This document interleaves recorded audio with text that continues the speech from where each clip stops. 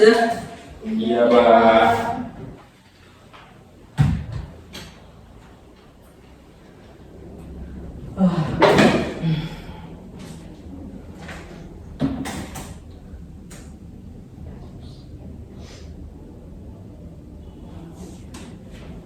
Oke, sebelum Bapak mulai pembelajaran pada pagi hari ini, Bapak buka terlebih dahulu. Assalamualaikum warahmatullahi wabarakatuh. Waalaikumsalam warahmatullahi wabarakatuh. Pagi semuanya, Pagi Pak. sehat? Alhamdulillah.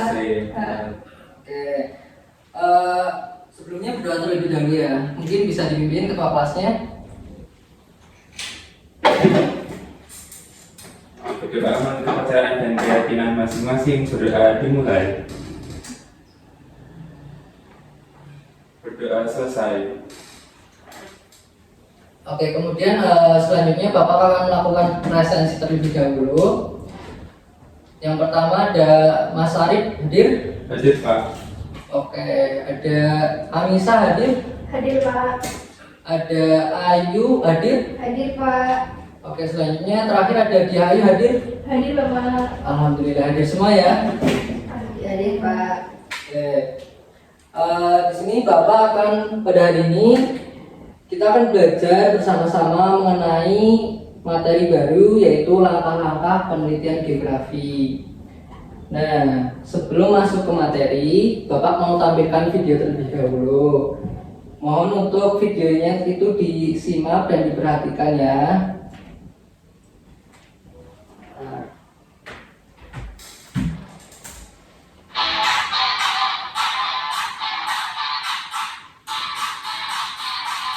Yang belakang kedengeran nggak? Dengar Pak. Dengar. Oke.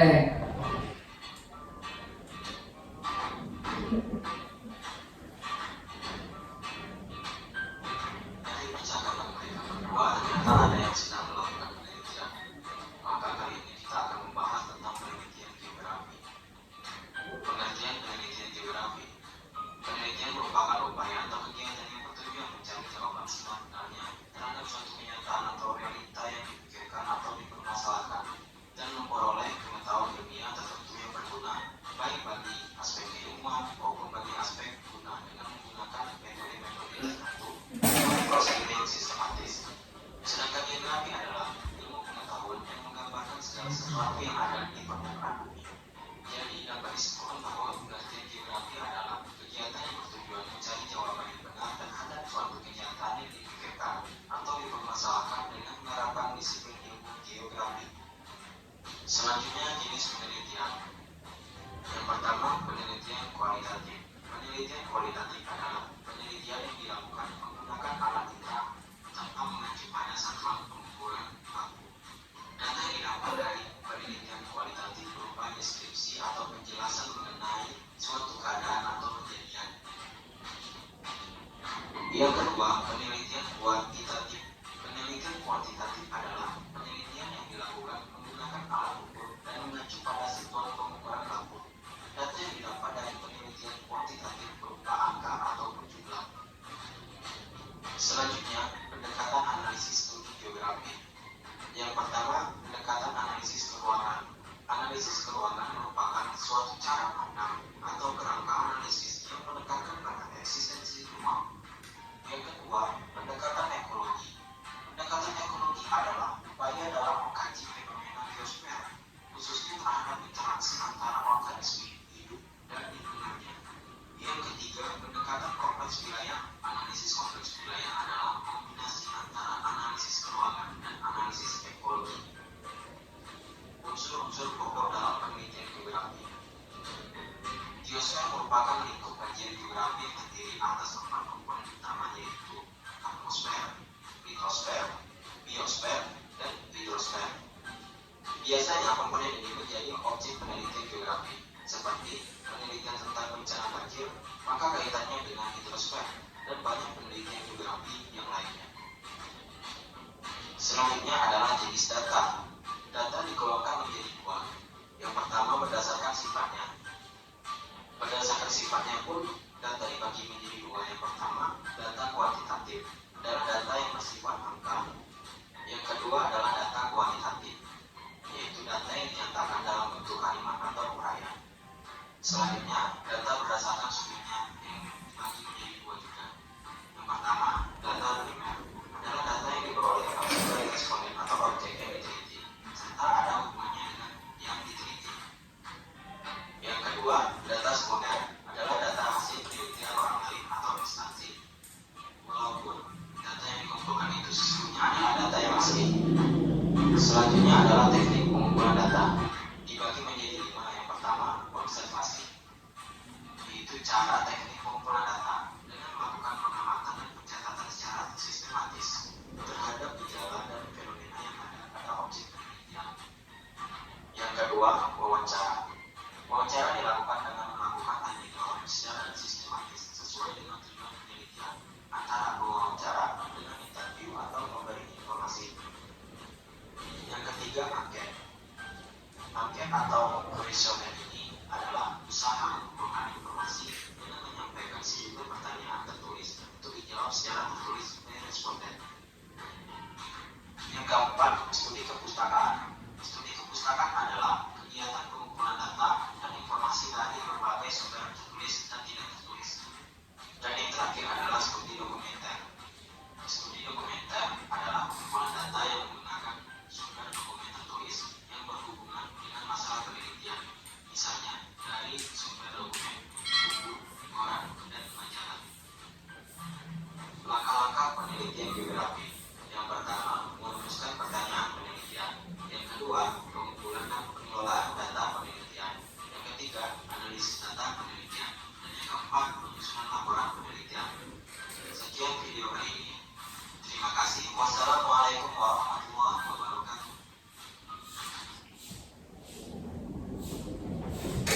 Oke, gimana videonya? Bagus. Udah paham? Kalau sudah paham, mungkin Bapak akhiri sampai sini. Ya, Pak. Oke.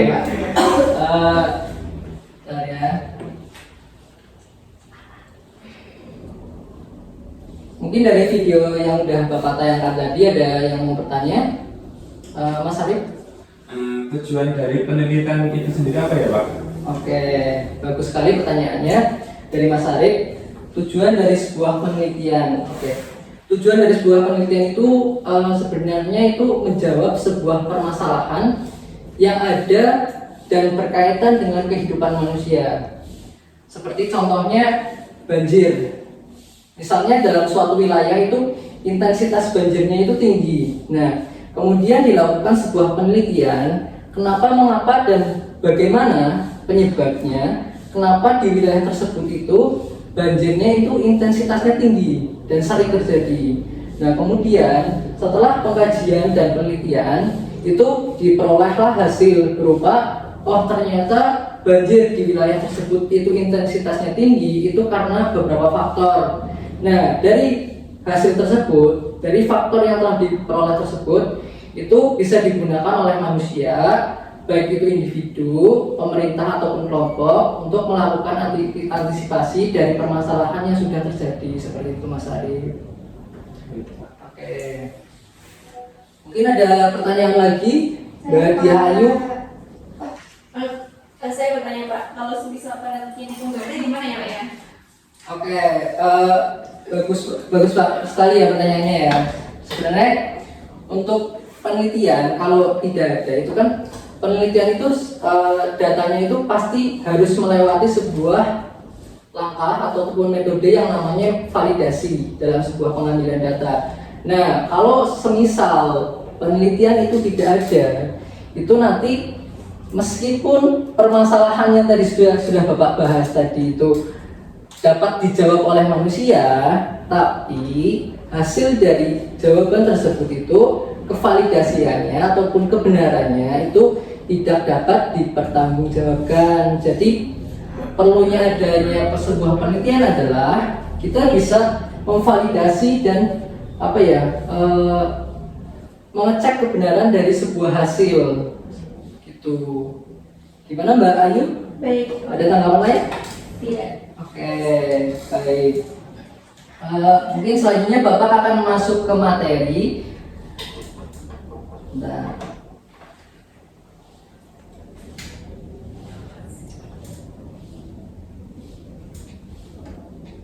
Oke, tadi di video sudah ada ya penelitian. Nah, penelitian adalah sebuah kegiatan yang dilakukan untuk mencari sebuah solusi dan permasalahan tertentu. Nah, kemudian dalam sebuah penelitian itu kan ada datanya ya.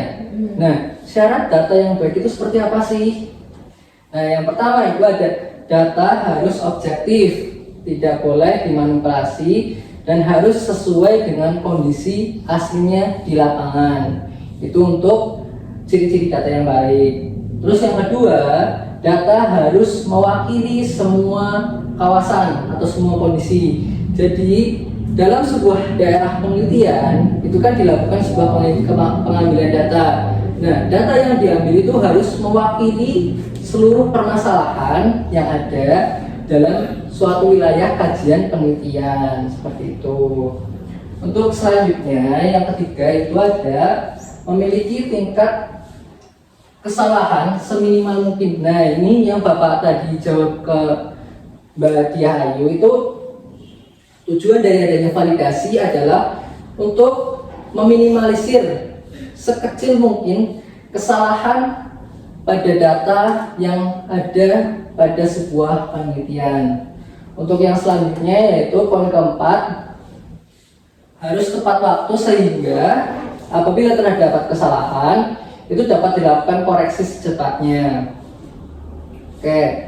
Nah, pada poin 4 ini misalnya dalam sebuah contohnya tadi ya, penelitian banjir itu harus dilakukan secepat mungkin pada kejadian tersebut. Tujuannya apa? Tujuannya untuk apabila ada sebuah kesalahan dalam sebuah pengambilan data itu dapat dikoreksi sedini mungkin. Untuk yang terakhir adalah data yang dikumpulkan itu harus berkaitan dengan rumusan masalah penelitian.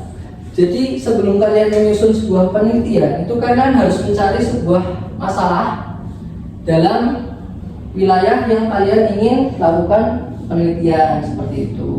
Nah, untuk data berdasarkan sumbernya itu ada dua. Mungkin Mbak Ayu bisa dibaca, kelihatan nggak? Nggak kelihatan, Pak. Oke, kelihatan nggak? Kayak yang mana, Pak? Sumber data berdasarkan sumbernya. Oke. Itu ada dua ya, Pak. Ya. Yang pertama itu ada data primer. Data primer itu adalah data yang diperoleh dari sumber asli atau pertama. Data ini dikumpulkan sendiri oleh peneliti. Data ini disebut juga data asli yang bersifat baru. Contoh data primer adalah data yang diperoleh oleh seorang peneliti dengan mewawancarai penduduk tentang sikap mereka dalam menghadapi pandemi COVID-19. Yang kedua ada data sekunder, yaitu data yang diperoleh dari berbagai sumber, misalnya instansi pemerintah, buku materi, laporan, dan perpustakaan. Contoh data sekunder itu ada penggunaan foto citra satelit yang dikembangkan LAPAN untuk melihat pembangunan proyek pekerjaan jembatan di suatu daerah secara nyata dan akurat. Oke, terima kasih untuk Mbak Ayu atas aktifannya untuk membaca materi. Baik, ini Bapak mau tanya ya. Misalnya kalian mau milih nih, kalian mau ngadain penelitian, itu kalian pengennya itu pengambilan data penelitiannya itu dilakukan secara primer ataupun sekunder? Dua-duanya. Dua-duanya, Mas Arif. Kenapa, Mas? Karena dua-duanya dibutuhkan dalam penelitian. Oke. Misal kalau pilih salah satu, lebih enak yang mana menurut kalian?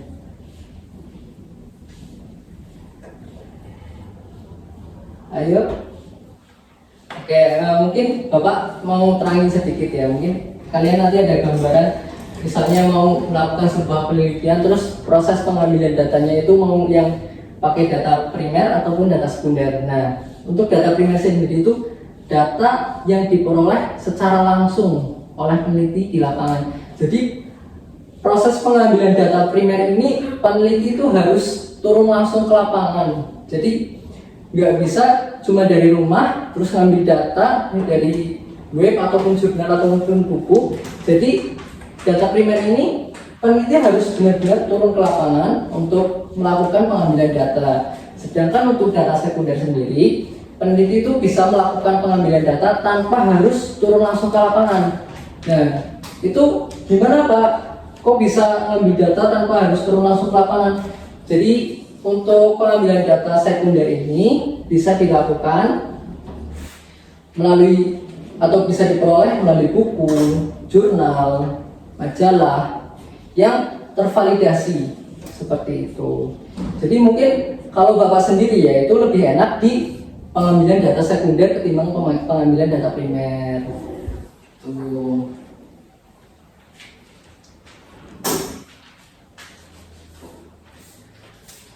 Oke. Kemudian ada ini teknik pengumpulan data. Nah, untuk teknik pengumpulan data itu ada yang pertama survei lapangan. Ini seperti pengambilan data primer harus dilakukan secara langsung di lapangan. Yang kedua ada wawancara. Wawancara ini tanya jawab kepada narasumber terkait data ataupun hal yang ingin diketahui oleh peneliti dari narasumber tersebut. Yang ketiga ada kuesioner. Nah, kuesioner ini sebenarnya sama seperti wawancara, namun hanya dalam sebuah kuesioner ini tidak dilakukan secara langsung, melainkan melalui sebuah media seperti angket, terus ada boleh melalui surat seperti itu. Dan untuk cakupan data ataupun cakupan narasumber yang diperoleh dari kuesioner ini biasanya lebih besar ketimbang wawancara, karena kuesioner ini dibagikan secara menyeluruh. Kita bisa, misalnya kita dari rumah kita membagikan kepada perangkat desa terkait angket yang akan dibagikan kepada warga. Nah, dari perangkat desa itu bisa dibagikan kepada setiap warganya seperti itu. Kemudian yang keempat ada studi dokumentasi. Nah, untuk studi dokumentasi ini pengambilan data yang dilakukan melalui instansi-instansi terkait. Jadi ini pengambilan data. Misal data kepadatan penduduk, terus data migrasi penduduk seperti itu. Terus kemudian yang kelima ada studi kepustakaan. Nah, dalam studi kepustakaan ini biasanya peneliti mengambil sebuah teori yang sudah ada sebelumnya untuk memperkuat landasan dari sebuah penelitian yang ingin dikaji seperti itu. Nah, mungkin dari sini ada pertanyaan, Mbak Ayu. Oke. Apa sih Pak bedanya studi dokumentasi dengan studi pustaka itu sendiri? Oke, pertanyaannya bagus ya. Kemudian pertanyaan terkait bedanya studi dokumentasi dan juga studi kepustakaan. Oke, studi dokumentasi itu berupa pengambilan data-data terkait untuk menunjang sebuah penelitian. Namun untuk studi kepustakaan itu pengambilan teori. Jadi kalau kepustakaan itu lebih ke teori untuk memperkuat penelitian, landasan penelitian. Namun studi dokumentasi itu lebih ke pengambilan datanya. Jadi sudah berupa data, bukan lagi teori. Misalnya data kepadatan penduduk seperti yang saya contohkan tadi, terus data misalnya nilai GRK atau gas rumah kaca yang dikeluarkan suatu wilayah. Itu kan sebuah data, sebuah hasil seperti itu. Oke, selanjutnya ada beberapa metode penelitian geografi. Di antaranya yang pertama ada metode penelitian deskriptif. Nah, ini adalah sebuah penelitian yang berusaha mendeskripsikan sebuah gejala dalam suatu wilayah penelitian. Terus yang kedua ada metode studi kasus. Metode studi kasus ini dilakukan secara intensif pada kondisi alam ataupun manusia pada suatu wilayah. Nah, ini kalau studi kasus biasanya dilakukan secara langsung ya. Terus juga kalau studi kasus ini bisa membandingkan, misal terdapat penelitian sebelumnya mengenai studi kasus pada suatu wilayah wilayah A misal, sedangkan kita ingin meneliti sebuah wilayah B.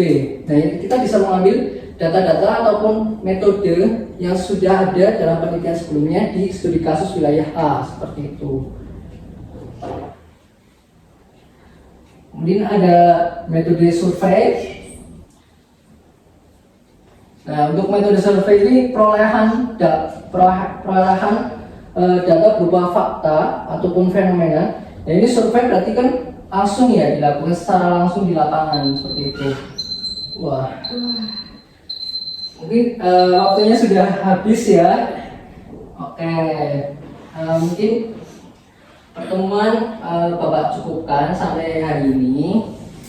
Dan untuk minggu depan kemungkinan kalian akan Bapak bagi menjadi beberapa kelompok. Nantinya kelompok tersebut itu akan membuat sebuah penelitian ataupun mengkaji sebuah fenomena geosfer seperti itu. Mungkin sampai sini dulu pertemuan kita pada pagi hari ini. Terima kasih atas atensinya dan keaktifannya semuanya. Bapak akhiri. Wassalamualaikum warahmatullahi wabarakatuh. Waalaikumsalam warahmatullahi wabarakatuh. Terima kasih Pak Haji. Pak Haji ya.